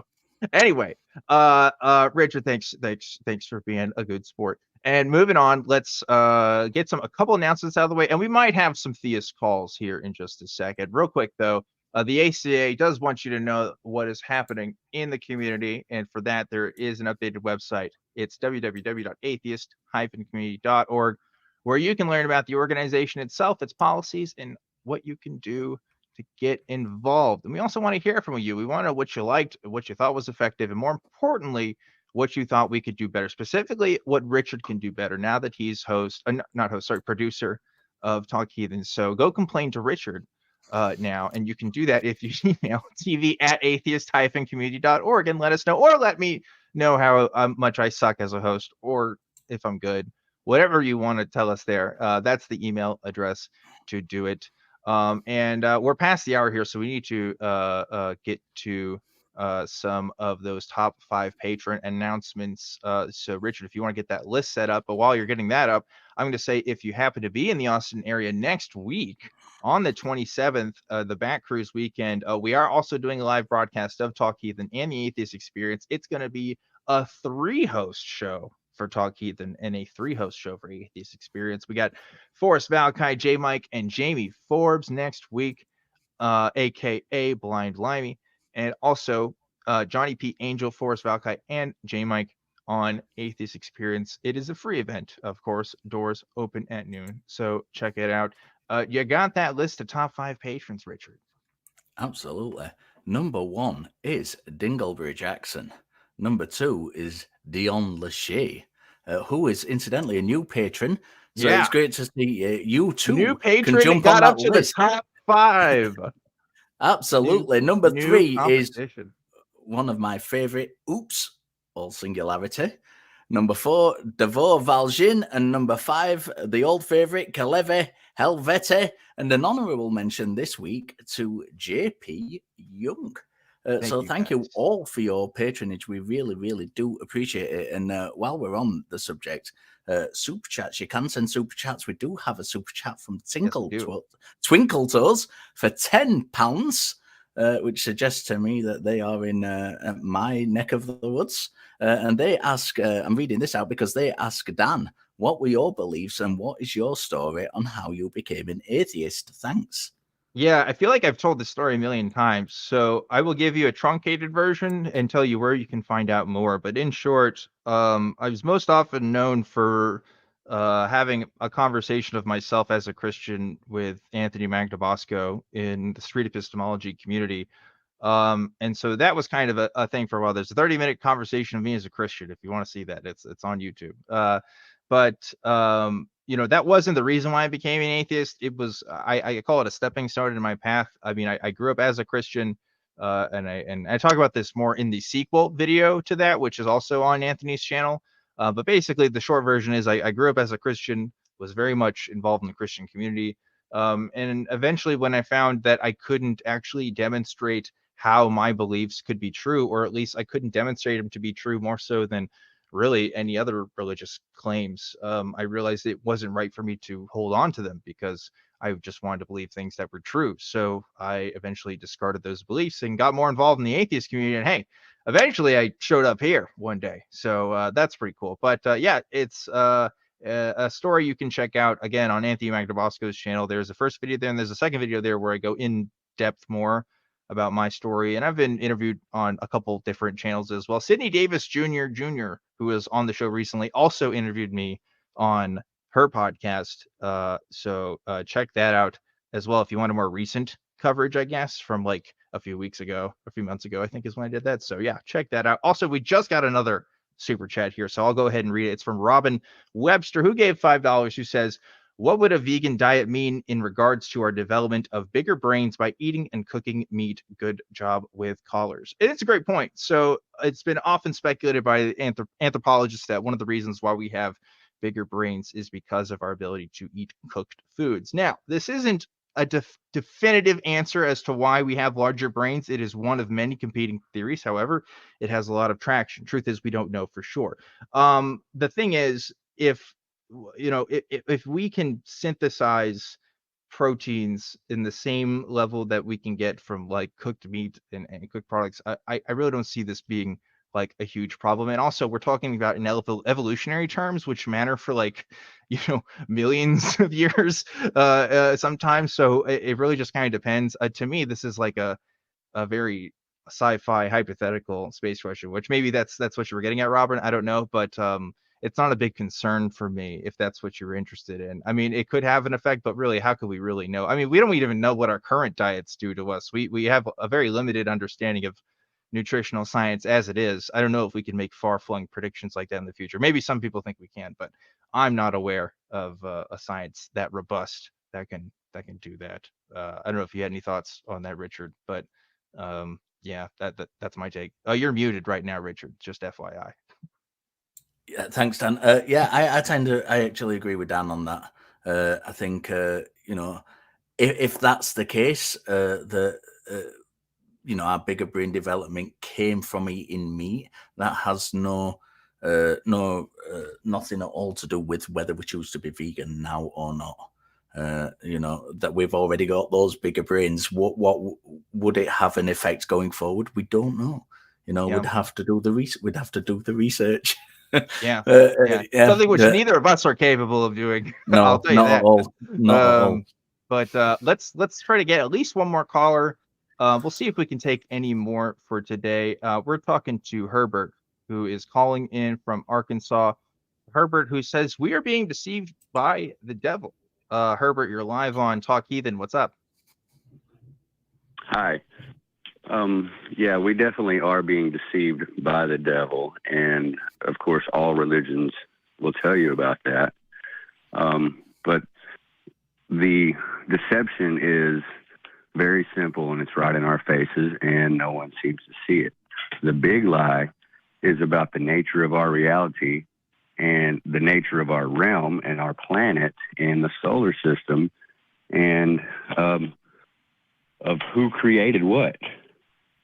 And basically that's being perpetuated by NASA and by all of the space programs that are absolutely lying to us. How are they now? I take it you have definitive evidence that this is the case then? I don't know, I guess how you define definitive evidence. Well, why do you think? You seem quite sure about it. So yeah, what's your reasoning? If you're saying that this is absolutely the case, I'm sure you've got something that is it just a hunch you've got? Do you have documents demonstrating that NASA are lying to us? What level of evidence is it that persuades you that this is true? Well, we all live in a crater on the moon. Okay, that has absolutely nothing to do with the question I've just asked you, sir. I feel like I'm being avoided. People are avoiding my questions tonight, and it's jolly frustrating. What level of evidence, sir, do you have that NASA are lying to us? Is it a hunch you have got? Do you have some undisclosed, some documents that have been disclosed to yourself by NASA personnel? Have you seen documents? Have you spoken to people from NASA who've told you that this is the case? No, I have a logical mind that can see the truth. That's cool. So I have a logical mind and can see the truth too, down. and I think NASA's being totally honest. So now what? Well, we have. I mean, first of all, you're asking me for proof of something that I haven't even really explained what's going on here. You said NASA's I was lying asking to you for us. evidence of the claim that you made, which was that NASA was lying to us. Yeah, I want to deal with that specific. Can you see the moon? Yes. Can you see the moon? What has that got to do with NASA lying to us? Wait. Let him cook. Let him cook, Richard. Yeah, I can see the moon. What's up?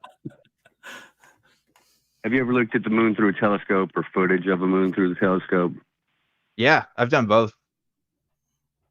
Yeah, and you notice how everything looks wavy and all the stars look wavy. Everything looks like it's watery. No. That's because it's only reflections. It's reflections off of I don't think it looks watery. But Dan said no. Dan said no to your answer, and then you said, well, that's because. Well, Dan doesn't agree with you. When I go outside and I look at the moon and I turn into a werewolf during the full moon, I don't see any water on the moon. I don't think it's watery. It doesn't look watery to me. So you're not even listening. I am listening. You said it looks watery. I say I don't think it looks watery. You say it's wavy. Like a reflection off of water. Yeah, wavy. No, it doesn't. Why do you say that? You've never seen close-ups of stars, how they look like water flowing? No, I don't think they do. I mean, I don't think they look like water. I think they look like gases, you know? Yeah, they are gases. Okay, so- gases aren't water. I mean, they're not like liquid water anyway. I mean, they could be water in liquid in gas form, but Well, why don't you guys let me tell you what I'm trying to say before you start asking me for proof of what I'm trying to say? Because the wait, thing no, is, I we don't just disagree. we don't just let people come on here and just talk and talk and talk and talk. This is about having conversations about beliefs and why Yeah, people well, believe still- things. It's not simply about someone coming out and Well, I mean, I can't spewing just make- multiple things. You made a claim about NASA lying. I still want to. It seems like your establishment of and that you're not claim even is concerned about simply, what is NASA's lying simply, about. sir, is simply that it feels that way to you. Now, I would be if you demonstrated absolutely that NASA was lying, then I would be very interested in what NASA was lying about. See, this I once did a comparison between people who believe in conspiracy theories about NASA, it's kind of similar to you, that have no evidence behind them, and actual conspiracies within NASA that have been demonstrated. And one of them was when the Challenger, then an actual conspiracy that happened with NASA was when the Challenger spacecraft exploded, and there was an investigation into it, and it turned out that NASA knew about the fault that was present in the O-rings during that launch, that they weren't stable at when it got to a certain low temperature. They knew about this, and it was kind of swept under the carpet during the investigation. That is a genuine conspiracy. We have evidence of it. We have a paper trail of it. We have witness testimony about it, and it was demonstrated to be the case. That is how you demonstrate that a conspiracy is taking place. Just simply saying, well, it kind of doesn't really feel right to me, is not evidence that a conspiracy is taking place. You're just making the statement that a conspiracy is taking place. Now, if you could demonstrate that a conspiracy was actually taking place, I, myself, and I'm absolutely sure that Dan would also be very, very, very interested in what that conspiracy was. But first, we need to know that a conspiracy is actually taking place, because otherwise it's just a statement. You have no idea what I'm trying to tell you because you're asking for proof before I even can explain what I'm trying to say. You said the moon isn't real. You said it's a reflection. No, I did not. I did not say the moon is not real. Okay, The then what moon is the a moon? What? reflection of the giant planet. The reflection of the giant planet that all other planets and stars exist on. And we are seeing reflections off of our atmosphere and off of other atmospheres that are outside of it. There's several plasma layers, scientifically proven, that go around our solar system, the sun, the planets. We are seeing luminaries that are just reflections of the sun. I disagree with you. The reason No, I think he's right. Wait, no, Richard, he's right. No, he's right. He's 100% right. No, I'm in agreement. I think it's all Okay. reflections. Okay. Herbert, why do you think that? Reflections of Hey, reflections. the deception of the devil is that we are made to believe that we are floating out in some space all crazy like, and millions of miles an hour, whatever, however you want to call it. But who is the devil, is and why would those that are- make it? What would be his advantage in deceiving us over such a thing? there's a giant planet out there full of resources and Who is other the realms, devil? other places. Wait. Hold on. Wait. I want to. we gotta We gotta go deeper, Richard. I gotta know this. So there's a Dan planet. is the host of Truth Wanted, caller, but in case you don't know, he talks about this stuff a lot. This is on my his bread show. and butter. All right, I gotta know. So there's a planet, and its reflection is what we see on the moon. That right? Our image of the moon is a reflection. No? Yeah, the Okay, image explain of to the me your moon is a cosmology. reflection of the entire planet. And on that planet, everything, all the other planets and stars exist, satellites and all that crap. So the moon is a reflection. It's not there in a material form. Right. It's a reflection. Okay. So what's reflecting it? Like but it's underneath us. We're on top of it. We're standing on it. We live on the moon. It is a reflection of the planet that we are on. Oh, okay. So the moon is a reflection of our planet. But our planet is 1,100 times bigger than what we're told Earth is. See, Richard, this is some deep info that you just got. I got to learn from this. Okay, wait. So we're on a planet and it's big, really big, and the moon is a reflection of that. So, like, what is the moon just like a giant mirror in the sky? How does that work? No, the plasma of our atmosphere, which is made of gases which are compressed into liquid, is reflective just like water.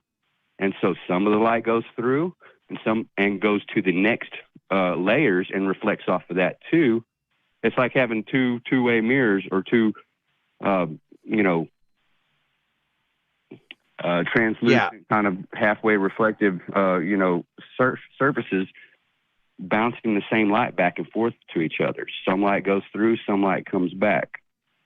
And the stuff that goes through makes it look like that there's a whole bunch of these things out there. But what we're actually seeing is Earth has its atmosphere. We're seeing other realms, other places on the moon that have their atmospheres too. And we see that shining and we think that's a star, but that's actually just another realm, another planet, like the word, it's a small part of the plane. Okay. So wait, but the moon in the sky at least moves, right? Same thing with the stars. Stars aren't in the same location every time. But right, because how could that be oscillating? But they do stay in the same position, relatively. Because we know that because of astronomy, astrology, all that stuff. It doesn't change. It's cycles. We know that because of astronomy. So it's right. Yeah, no, I hear you. I'm listening. Okay, now see, now we have a fuller picture of your worldview here, Herbert. I appreciate you sharing that with us. Let's get to the nitty gritty here. Okay, Richard wants to know a couple of things. He wants to know about the devil. He wants to know about the deception. Should we start with that, Richard, or you want to go a different way? What do you think?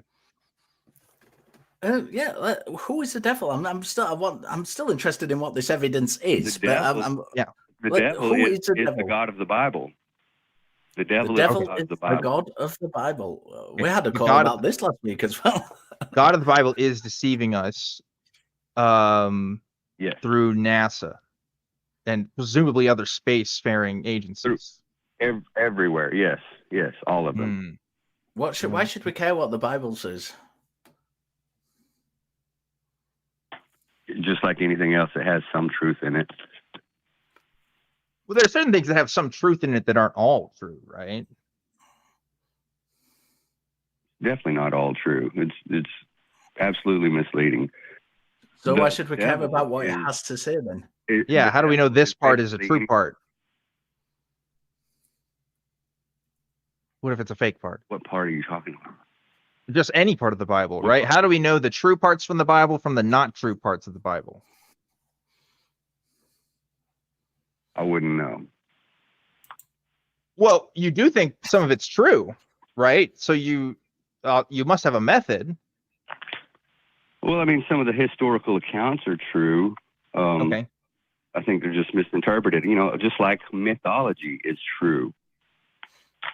Okay. And it's just accounted as being incredible and not real.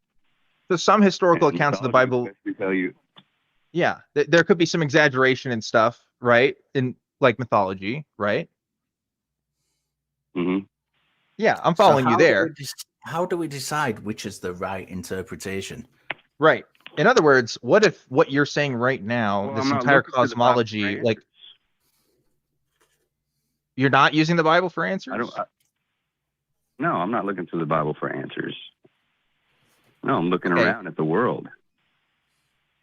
But what do you mean looking around at the world? Because when I look around at the world, I do not see that the moon is a reflection of our planet alongside all the other stars. Like I'm looking around the world and I don't see that. So how are you seeing that? What method are you using to come to that conclusion?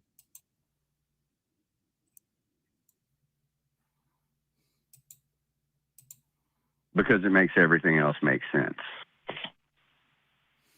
To be honest, it makes things make less sense.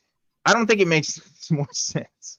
Like you're telling me that everybody within every single spacefaring, every single aerospace engineering firm, every single one, the ones that don't even go to space, the ones that just work ground control. They do not know. Everybody does not know. Everybody does not know.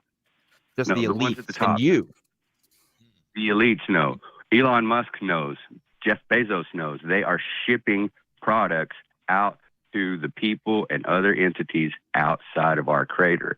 Those giant satellites that we see during the daytime, those are just man-made realms that are just outside of our crater.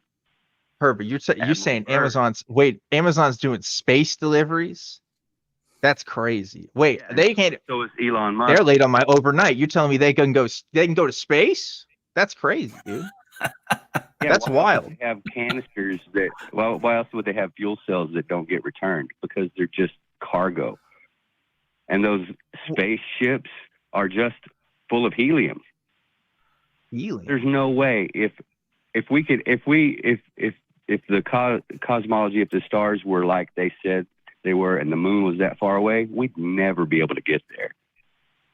Ever. Oh. What are they delivering to what do they got? Like, what are people where is doing? this? I mean, there's people out there. I don't know.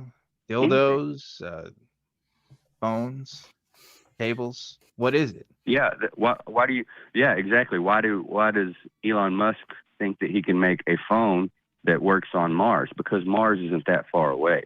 And I've seen. No, I just think Elon Musk thinks very highly of himself. I think that's why he thinks that. I think he thinks he could do it. I don't know if that's because Mars isn't that far away. He can do it because Mars is a giant volcano, and there's a Soviet scientist that even said that Mars is the biggest volcano on the planet. Herbert, you trolling? You're trolling, dude. Are you trolling, Herbert? No, I'm not trolling at all. I'm not trolling at all. Not one bit. Herbert, if we live on the moon, why don't we all wear silver costumes as predicted by the Mormon religion? I think that's a very important question that needs answering if we're going to talk about people living on the moon. Yeah, the Mormons, the Mormons, Dan. Yeah, man, the Mormons, they're the weird ones. Mormons, really. I don't know enough about them. I don't really know exactly what they believe. Okay, so what does that have to do with costumes? That's just weird. See, you guys are deflecting. Where do we go from here? Like, how do we know that any of this is true? Like, can you give us one thing that we can look at that tells us, oh yeah, okay, this makes sense? Because all I'm hearing is speculation, right? It's easy to speculate. I can come up with my own cosmology. I can say the moon is literally made of cheese, and the fact that people say it's made of cheese as a joke is the government trying to dissuade us from the idea that the moon is actually made of cheese, right? I could say that. What's going to make that true? Right? You could say anything, but it doesn't make any logical sense. Well, I'll be honest, Herbert. I don't think what you're saying makes logical sense. I think you have to where do we go from there, way, Herbert, to kind of get what you're saying to make logical sense. I mean, even if we just apply the principles of Occam's razor, the kind of idea with the least amount of assumptions is more likely to be correct. There are so many assumptions in what you're saying that you could build the largest mountain in the universe out of that. Bubbles. I'm not assuming that there's plasma bubbles.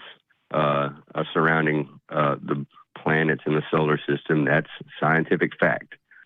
I'm assuming that they would be compressed gases, which are reflective, similar to how water is. But that's a logical assumption that makes sense. Why is it a logical assumption that makes sense? Gas can be compressed into liquid, and liquids that are not dark are usually reflective, or even if they are dark. Yeah. Partially But reflective. also, like, planets could be a thing. See what I mean? We have different ideas, Planets right? are a thing. So You hear the so- word planet, a small part of the plane.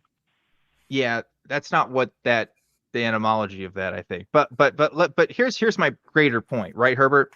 We have different ideas. We can rank these ideas on what's more likely to be true versus what's less likely to be true, right? We can take a list of 1,000,000 ideas of what the universe is, and by and large, there's going to be some that are there's just no reason for us to think it could be true, but we don't really have any other reason besides it could be to think it. There's some that are going to be more likely to be true than others because of evidence, right? Because of the things we can Yeah, but see, observe. they tell you right in your face all day long. Why do you think Elon Musk's internet company is called Starlink?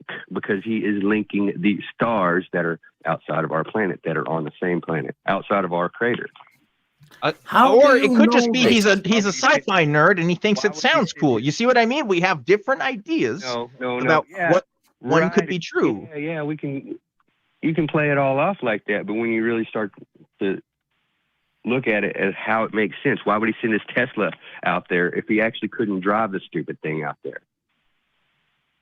Well, wait, I'm completely lost now. we can't. Nobody can drive cars out into space. It makes sense.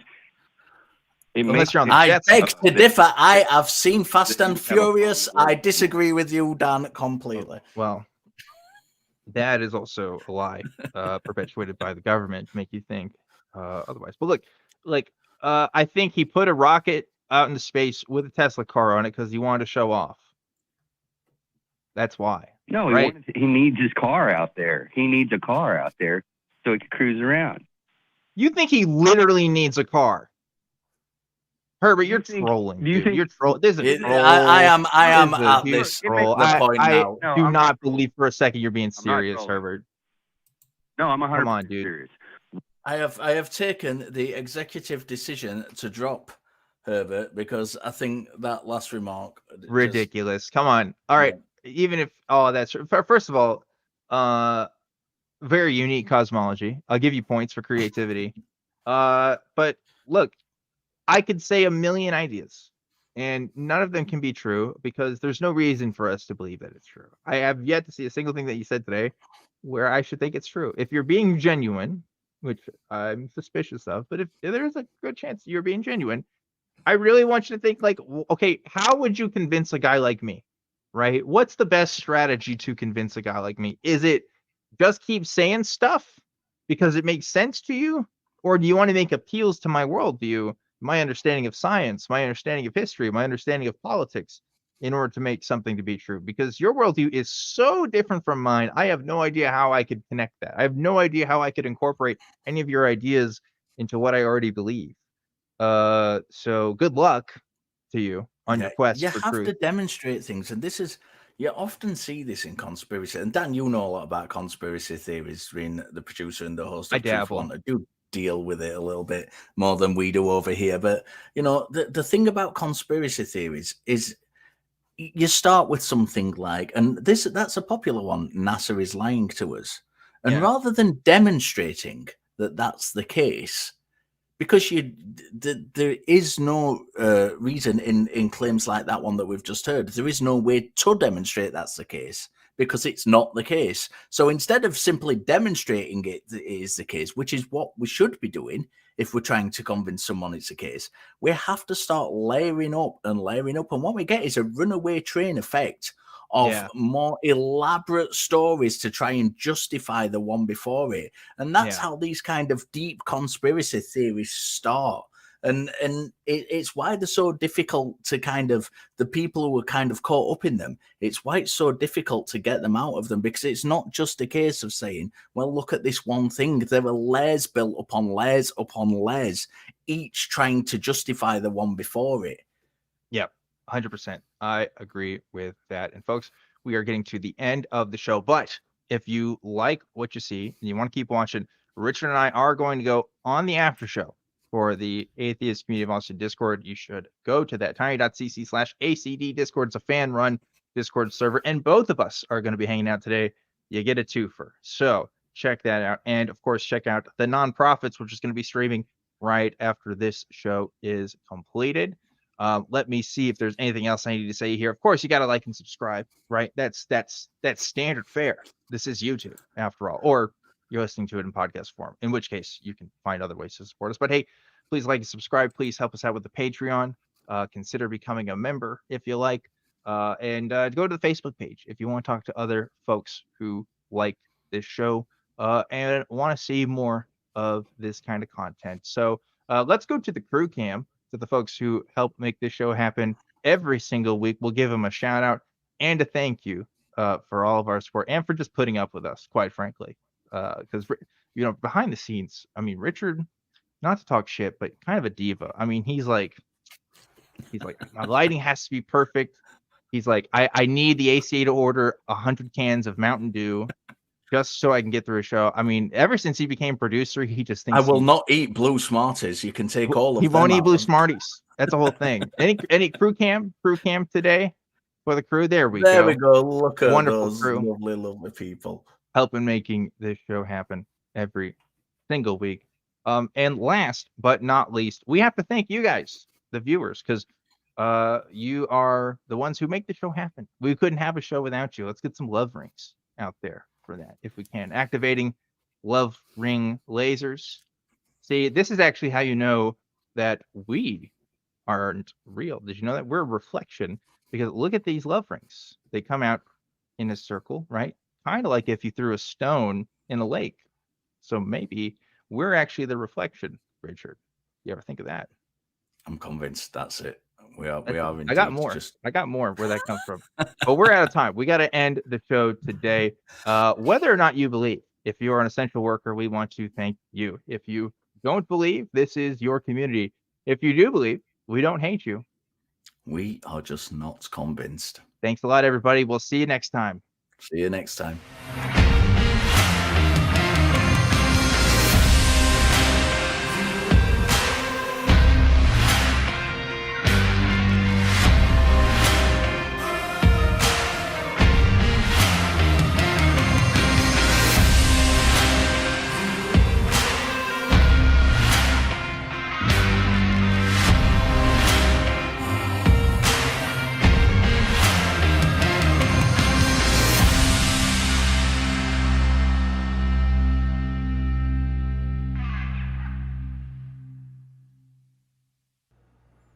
We want the truth, so watch Truth Wanted live, Friday at 7 p.m. Central. Visit tiny.cc/YTTW and call into the show at 512-991-9242 or connect to the show online at tiny.cc/calltw.